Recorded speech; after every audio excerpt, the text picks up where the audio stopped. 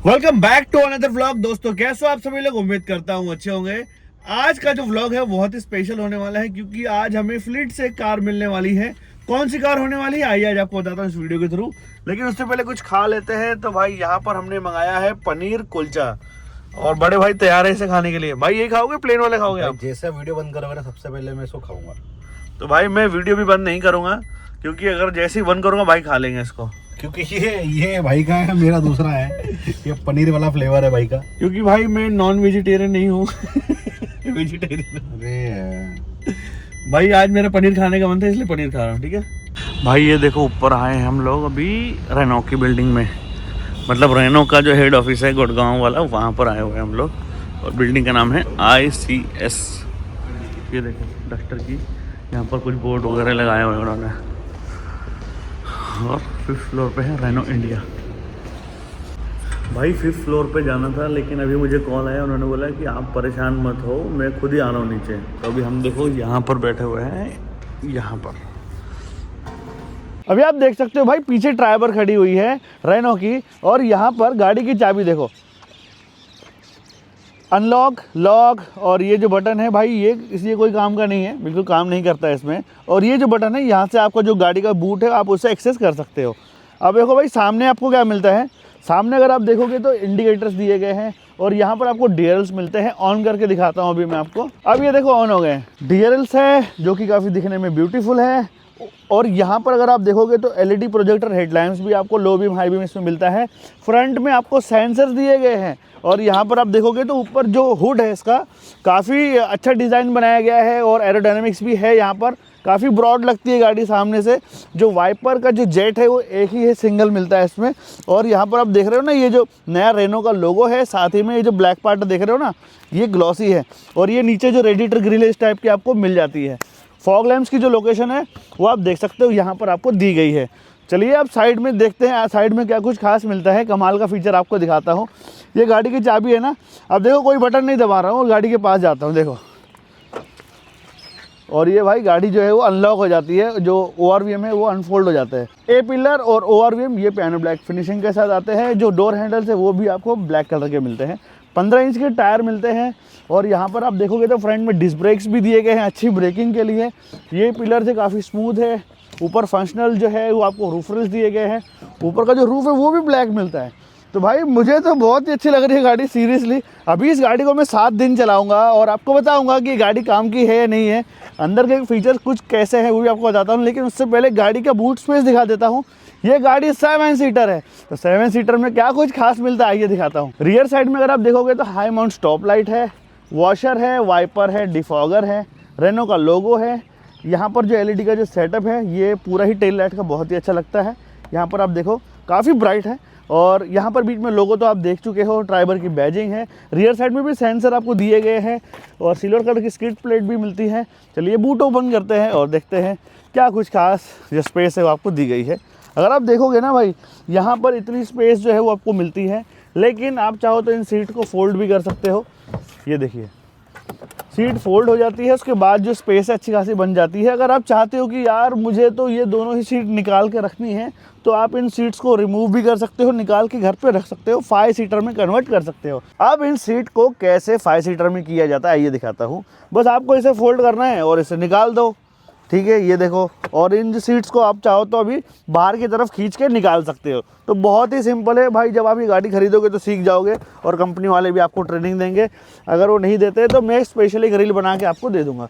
तो चलिए अब चलते हैं गाड़ी के अंदर और अंदर क्या कुछ खास मिलता है वो भी आपको दिखाते हैं। और भाई गाड़ी चलाते टाइम ना कुछ चीज़ों को ध्यान हमें रखना चाहिए। जैसे कि अब देखो यहाँ पर जो अंडर थाई सपोर्ट है वो भाई बिल्कुल ही पूरा हो चुका है।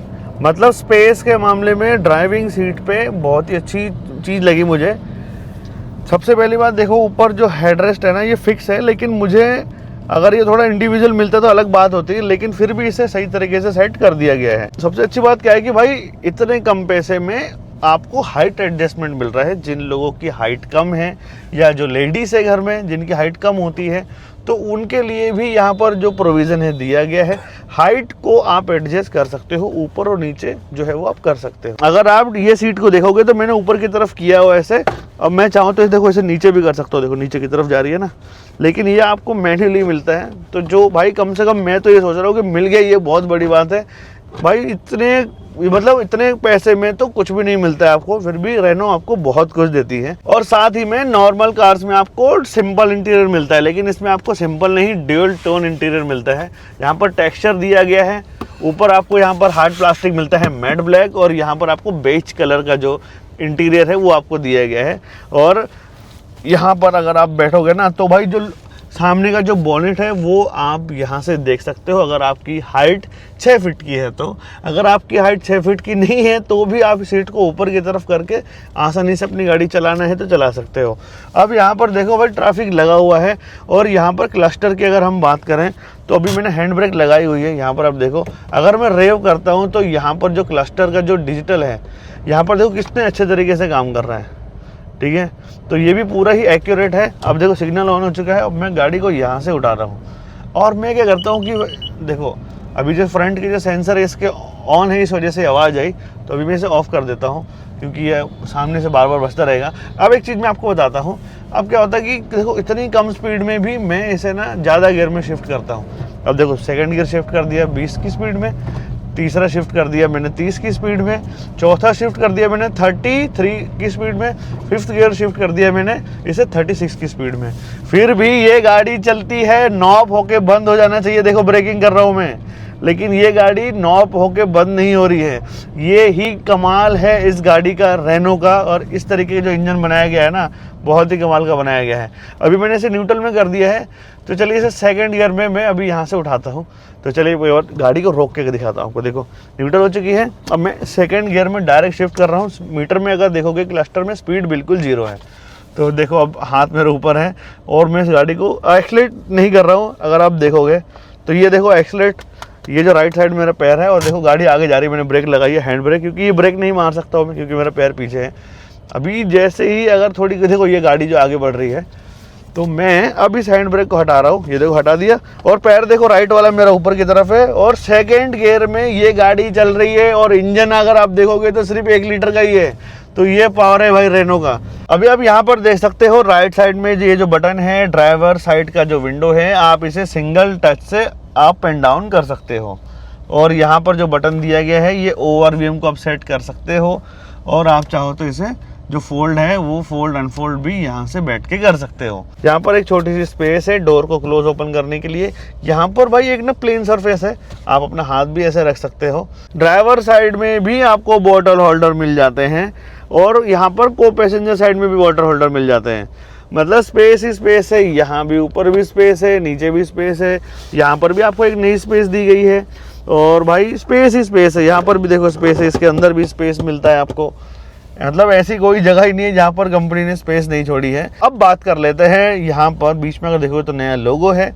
यहाँ पर जो आपके जो कंट्रोल्स हैं इसके इंफोटेनमेंट के, वो यहाँ पर मिल जाते हैं। राइट साइड में क्रूज कंट्रोल्स के जो प्लस माइनस अगर आप करोगे चलती गाड़ी के टाइम, तो आप उसे सेट कर सकते हो। स्टीयरिंग व्हील जो है पूरा ही सर्कुलर है, राउंड है, जो कि ठीक है भाई। आपको स्टीयरिंग फीडबैक अच्छा मिलना चाहिए, डिज़ाइन कैसा भी हो कोई फ़र्क नहीं पड़ता।